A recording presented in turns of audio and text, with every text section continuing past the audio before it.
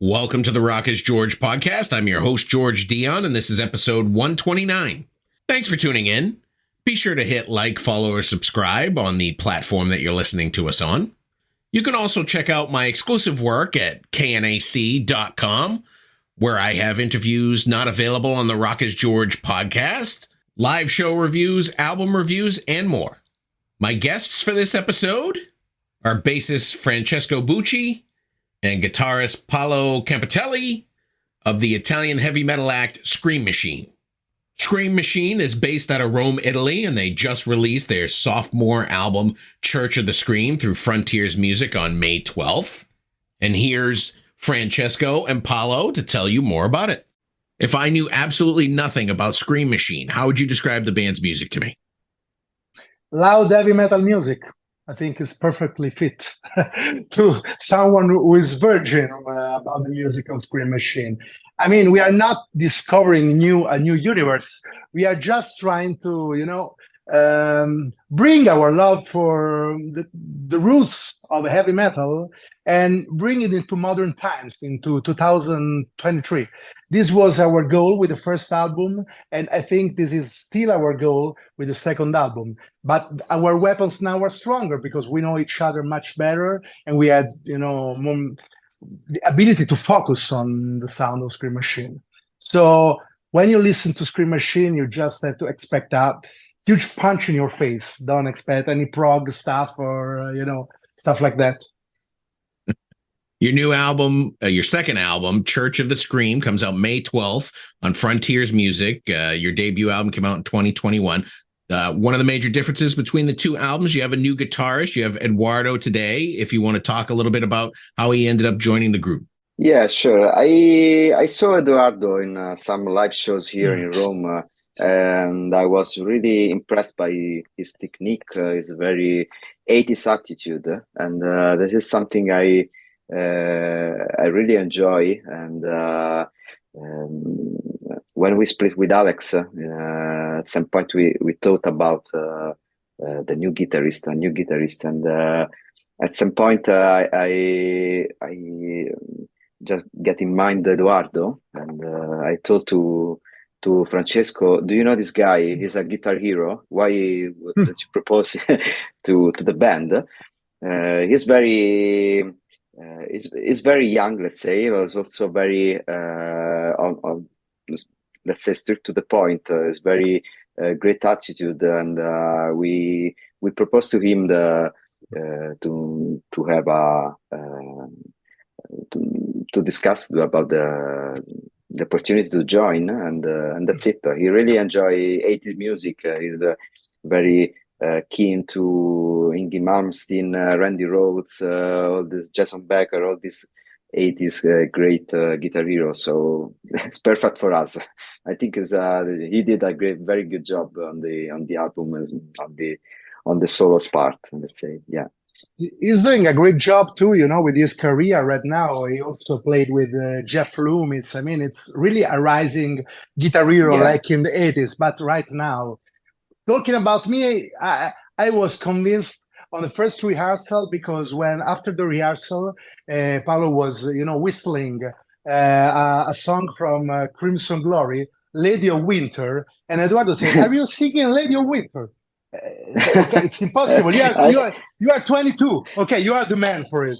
Yeah. I didn't remember this. But yeah, it was a funny story. Yeah. I know that Edoardo appeared on your Borderline EP last year. Was he able to get in on the songwriting with Church of the Scream? No, not because the songwriting it's almost all up to me and Paolo, with a great help from our singer Valerio, and it works very well that way. Of course, Edoardo has a lot of freedom on the solo parts, of course. Who are we to tell him what we have to do? But for the songwriting, it's mainly up to me and the guy you see in this shot. Paolo, I was talking to Francesco before the interview about how I thought the sound had changed in Screamachine from the first album to this album. I feel like you guys are a little more mature. Like the first album was you all kind of getting used to each other, and now you're kind of like a cohesive team. Yeah, I tend to agree with you. Of course, with we started recording the album during just a little bit before the pandemic, the COVID pandemic. So it's pretty hard to us to know each other from a musical point of view, let's say.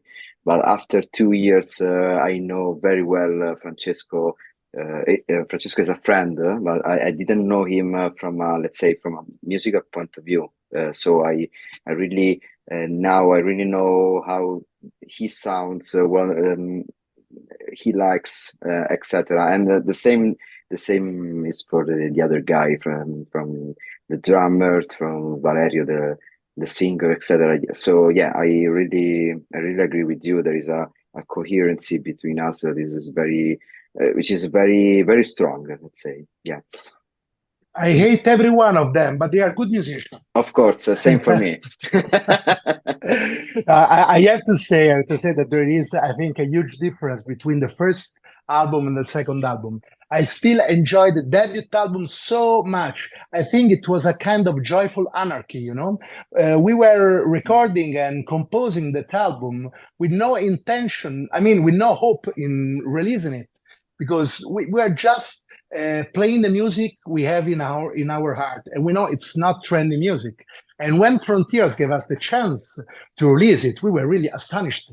Really? Is there outside people still interested in classic metal? Luckily, yes, there was. That's why we are here once again.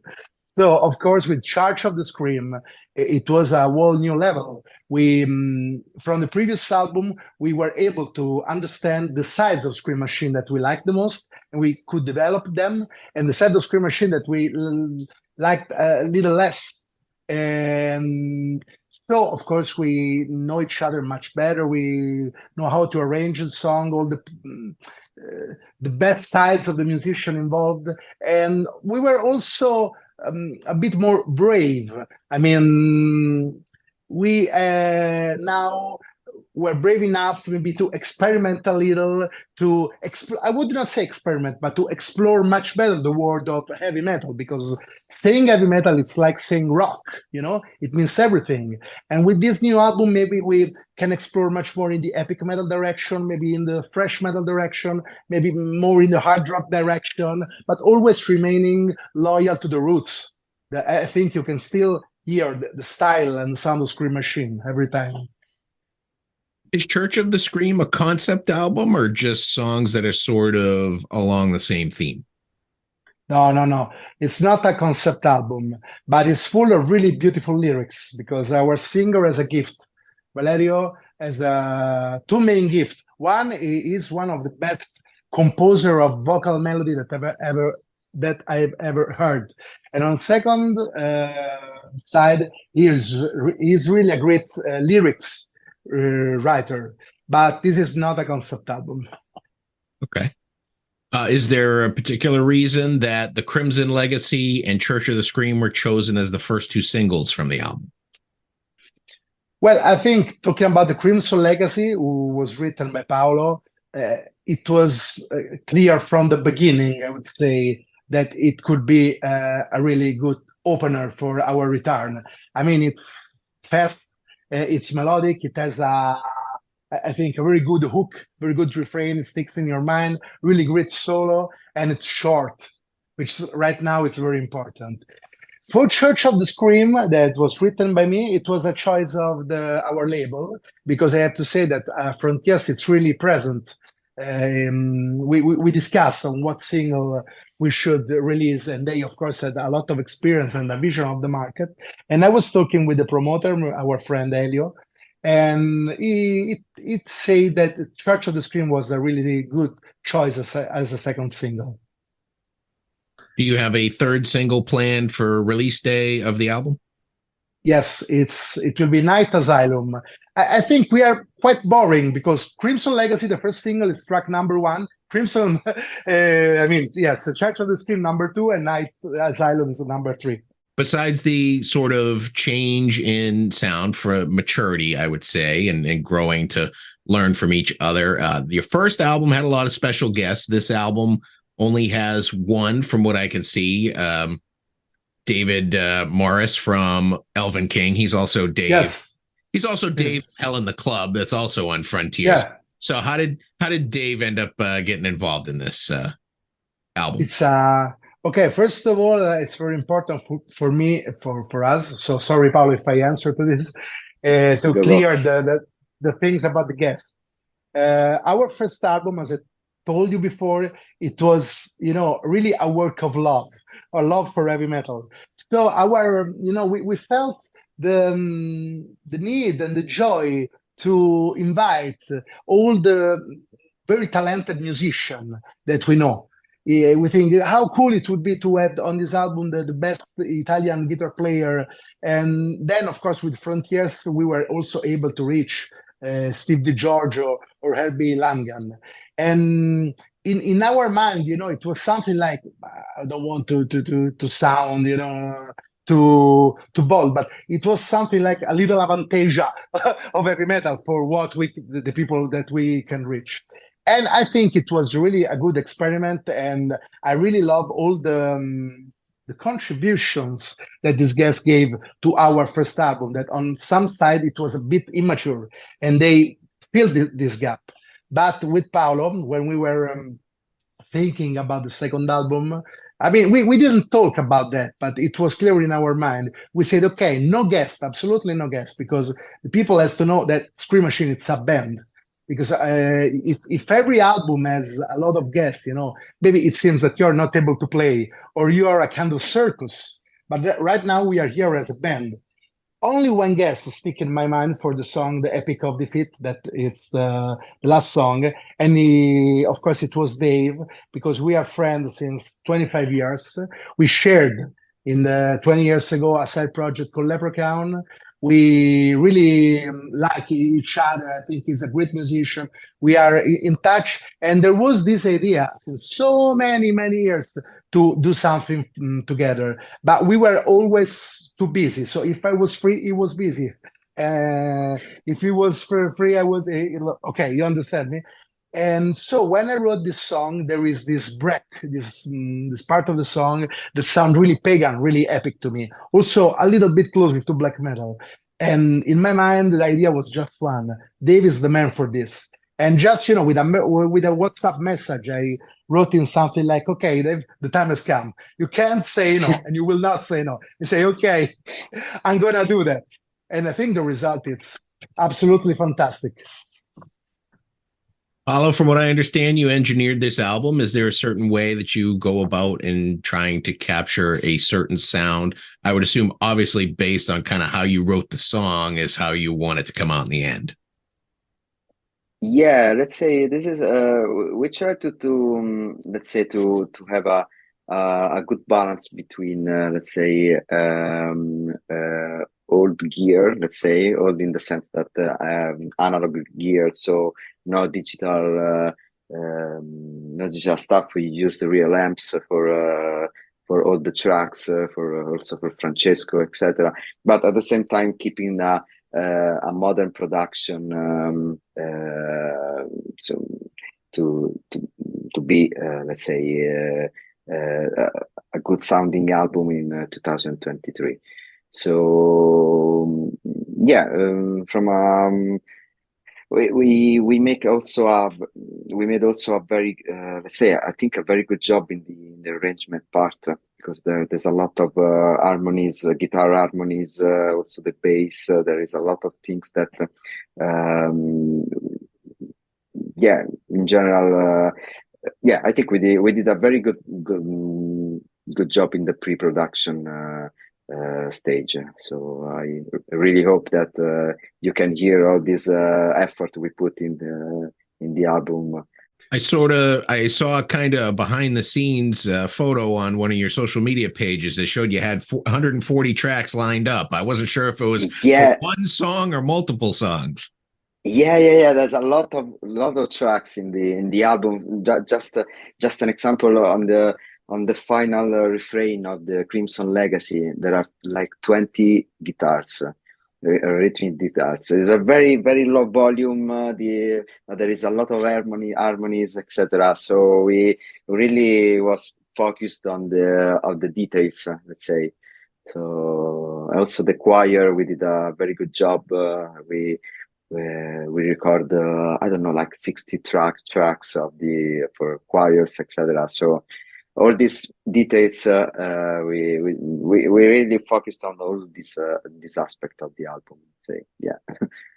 I would say we are obsessed. We are really obsessed by music, and this is a good thing because maybe when I record the demo and then I send to Paolo, Paolo works on the arrangements, and the songs really is enriched by that. So now I'm more inspired, and maybe I arrange the song even more. Then we give that song to Valerio, and he's inspired by our work with all this work that we do on a song, and he makes beautiful vocal lines. So it's a kind of circle, a circle of steel. The new album is going to be available as a CD and in digital streaming. Is there a chance for us to see it on vinyl someday? Is there a certain benchmark Frontiers want you to hit? Yes, of course, there is a chance if every one of the people who's watching now will buy the CD. And so if it will be huge successful, Frontiers will also print the vinyl. To print vinyl, especially for a huge label like Frontiers, it's expensive. So it's something that they do when they are absolutely sure that they will not lose money, and that's, I think, really rational. Of course, they're not doing charity. So for some huge band, they start with CD and vinyl, of course. But with smaller bands like us, they have to wait if it's worth, and I can understand them. You guys have a show lined up June 3rd, the Pure Metal Fest in Rome, Italy. June the 1st, because it's changed. Okay, so June the 1st. Is this the have you guys started rehearsals for this show yet? Yes, of course. We absolutely yes. Yeah, absolutely. We are so happy about that because it's the first time that every one of us played the new songs in the rehearsal room, and also that the two guitar players arranged the song between them, because like Paolo is saying, maybe on some songs there are 20 or 13 guitars, but when you are in the rehearsal room, he and Edoardo has to say, okay, what we are going to do here on stage. And they play so well. Just 2 days ago, we were in the rehearsal room. We were rehearsing Church of the Scream and the Crimson Legacy. And I mean, we had this huge smile on our face because it was working so good. We just can't wait to go on the stage and to unleash the new song on the crowd. Because, when you play music like that, to be in studio, it's wonderful. You can experiment. You can lose a lot of time talking about, balancing all the sound. But the final thing you want to do is to go on stage and to play as loud as possible. Are you just going to stick to local shows? I noticed last year you played Rome as well. You kind of stuck in that area, or are there any plans to get outside of your home area? Well, for the last album, we had the problem of the pandemic. So we were in Europe and in Italy, especially, it was really, really heavy. So, the clubs were... The situation was really difficult, and I think we were lucky to play some shows in Italy, in Rome, and also in the north and the south of Italy. Right now, we have this show. Then in autumn, we are working with an agency, so we'll try to play as many shows as possible in Italy, and then we'll see. Because right now, of course, we are ready to play in Europe too. But better than me that right now the situation of the show, it's not really easy because the promoter are easily scared of losing money. You see also bands, very huge bands like Anthrax, they are canceling tours here in Rome, in Italy, in Europe. So you can imagine maybe a promoter from Germany, the amount of money he has to spend to have Scream Machine there, even if, we jump on a band, rock and roll with guitars on shoulder and we play, but anyway, we can't lose money, they can't lose money. So let's hope that we will... that the leg in Italy will went great, and then we will try to do also something outside. Are either of you in any other bands? It seems to be sort of the trend today to kind of balance a couple different bands just to keep yourself busy. Yes, but we also had some different bands. Right now, Scream Machine is our main priority. But you have to keep in mind that we do that just for the love of metal, I would say. So it's not our work. And this is good because we are free. We can do everything we want. If tomorrow we want to make a techno album, we can do that. We are not going to do that. Okay. But we can do that. Don't worry. Don't worry. So, but I can understand. We have friends of us that they are professional musicians in the metal scene, which is really difficult. And of course, after the pandemic, they were really scared about their future. So I can understand why they maybe try to tour with 2, 3, or 4 bands, because they have to also to live with music. That's not our case yet. Paolo, do you mix other albums for other bands, or you're strictly the Scream Machine guy? No, I also mix other albums from other bands. So yeah, this is something I really enjoy, and especially with my albums. Let's say when I play with my band, I really appreciate the job. But no, yeah, I also do other mixes. Yeah. Now, Francesco, I've been looking at that Ghostbusters thing in the background over there. What's the chances of getting Scream Machine to do a cover of the Ghostbusters song? Deal, man. We're ready for Halloween. We're ready. It's also the favorite movie of my daughter, so it will be as fun. Yeah, I love Ghostbusters. There is also right there. We have a lot of Funko and of small dolls, and there is also Slimer, the ghost. Well, those are all the questions I have for you today, Francesco, Paolo. It's been great learning more about your upcoming album, Church of the Scream, out May 12th on Frontiers Music. Sounds great. You got a winner here. You guys should be proud of it. And I want to thank you for taking the time to come on the podcast. Thank you very much for your support, George, and thanks to all the listeners. Once again, I want to thank Francesco and Paolo of Scream Machine for coming on the Rock is George podcast. Be sure to check out their latest album, Church of the Scream, available now through Frontiers Music. Head over to your favorite music streaming app. Take a listen to the album. If you like what you hear, buy a physical copy. Support the artist. For all things Scream Machine, head over to their official website, screammachineband.com. Only one M in Scream Machine. I also want to thank Dustin Hardman of Hardman Promotions and Frontiers Music for making this interview possible. You've been great. I've been George Dionne. Discover your next favorite artist on the Rock is George podcast.